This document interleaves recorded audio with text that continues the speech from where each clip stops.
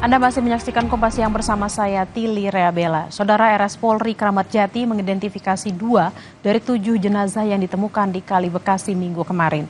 Sementara polisi menyatakan petugas yang berpatroli di kawasan tersebut sempat melepaskan tembakan untuk membubarkan massa. Rumah Sakit Polri Kramat Jati telah mengidentifikasi 2 dari 7 jenazah yang ditemukan di Kali Bekasi Minggu kemarin. 2 jenazah diidentifikasi setelah mencocokkan data gigi, sidik jari, dan ciri-ciri medis kedua jenazah dengan keluarga. Polisi menyerahkan jenazah kepada keluarga yang hadir di rumah duka Rumah Sakit Polri Kramat Jati. Polisi masih mengidentifikasi 5 jenazah yang ditemukan di Kali Bekasi Minggu kemarin. Pihak rumah sakit masih mengumpulkan data antemortem dan postmortem dari keluarga. Melakukan rekonsiliasi bahwa ada 2 jenazah dari 7 jenazah yang sudah teridentifikasi, dan ini kami sudah lakukan pemularasaan jenazah. Nanti kita akan antar bahwa jenazah ini sampai ke rumah duka. Mungkin nanti jenazah Ahmad Dafi yang ditemukan meninggal dunia di Kali Bekasi tiba di rumah duka di Bantar Gebang, Kota Bekasi, Jawa Barat. Kedatangan jenazah disambut isak tangis keluarga. Setibanya di rumah duka, jenazah korban langsung disolatkan dan dimakamkan di TPU Bantar Gebang. Kakak korban menjelaskan, pada Jumat malam korban diajak oleh temannya ke acara ulang tahun di daerah Cikunir. Sama si Rizky itu acara ulang tahun katanya. Itu teman sekolah atau teman main? Main di rumah. Tuh, teman main di rumah, cuman ngajak kan, namanya teman kan mau kemana-mana minta ditemenin lah gitu. Bilangnya kemana katanya? Ulang tahun temennya. Tempatnya di mana? Tempatnya nggak tahu, cuman nanyain daerah Cikunir di mana begitu. Oh, ngomong nanya daerah ya? Iya, nanya daerah. Lokasi di mana? Kan udah ditahan sama kakak saya, sama kakak ipar saya mau ngapain. Itu jangan gitu. Udah dikasih tahu dari awal jangan pergi. Pasca penemuan 7 remaja tewas di aliran Kali Bekasi hari Minggu lalu, warga melihat sejumlah remaja ditangkap polisi di perumahan Pondok Gede Permai dengan kondisi basah kuyup. Dari video amatir milik warga ini, terlihat sejumlah warga ditangkap polisi di perumahan Pondok Gede Permai, Jatirasa, Jati Asih, Kota Bekasi. Saat ditangkap, sebagian dari mereka menggunakan pakaian basah. Belum terkonfirmasi apakah remaja yang ditangkap selamat usai menjeburkan diri di aliran Kali Bekasi. Namun, ada warga yang mengaku sempat menolong remaja yang tercebur saat itu. Yang waktu kena itu sama saya 8 orang, basah semua. Basah semua? Berarti memang mereka habis nyebur kali ya Bang? Iya. Oke, ya. Terus Pak, Bang? Terus ada informasi gak sih sama polisi ini kenapa ditolong dan menceburkan diri ke Kali Bekasi itu? Iya, Bang. Katanya Tim mereka ini presisi siapa? Bocah mau tawuran apa gimana? Itu masalah nggak tahu. Nggak dikasih tahu ini pelaku tawuran apa gimana gitu? Nggak tahu.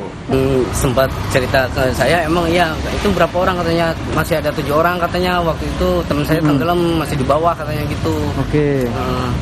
Kondisinya? Polisi menyatakan petugas yang berpatroli di kawasan Bekasi Kota saat kejadian sempat melepaskan tembakan untuk membubarkan massa. Semua petugas yang berpatroli di lokasi basecamp tempat remaja berkumpul sebelum melakukan aksi tawuran telah diperiksa Propam Polri untuk mendalami ada tidaknya pelanggaran prosedur saat bertugas. Intinya kami di sini ingin lebih tahu kejadian yang sebenarnya Pak Kapolres ya. Kami ingin ini semua dilakukan penyelidikan yang transparan Pak Kapolres ya, dan dicek latar belakangnya apa. Nanti kami akan lihat Pak Kapolres situasinya seperti apa. Kami minta penjelasan dan pendapat info dari teman-teman dari Pak Kapolres, Pak Eko yang kebetulan evakuasi ya Pak Eko ya. Ya, saya yang evakuasi. Lalu setelah itu kalau memang perlu ada pendalaman teman-teman, apakah nanti setelah acara kita.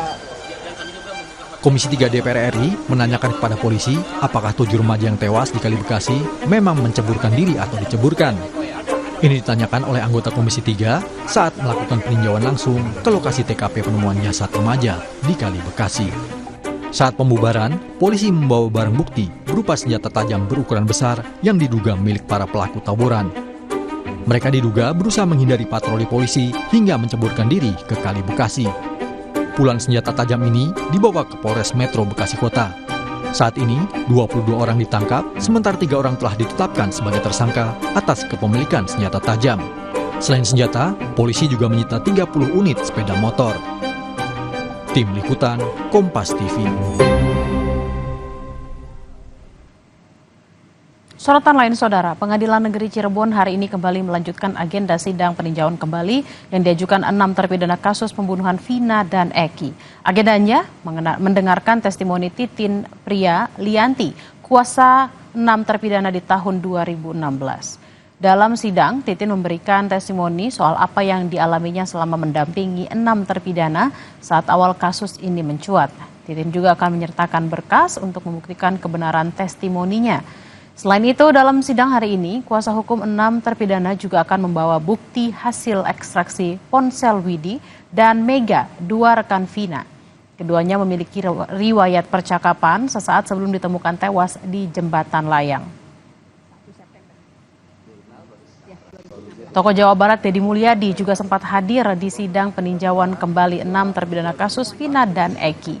Dalam sidang, Deddy Mulyadi memberikan keterangan berdasarkan kesaksian dari orang lain atau testimonium de audito. Deddy mengaku mendalami keterangan para saksi yang terlibat dalam kasus pembunuhan Vina dan Eki setelah menemui sejumlah kejanggalan. Di antaranya soal keberadaan para tersangka yang menginap di rumah Ketua RT Pasren pada saat malam kejadian.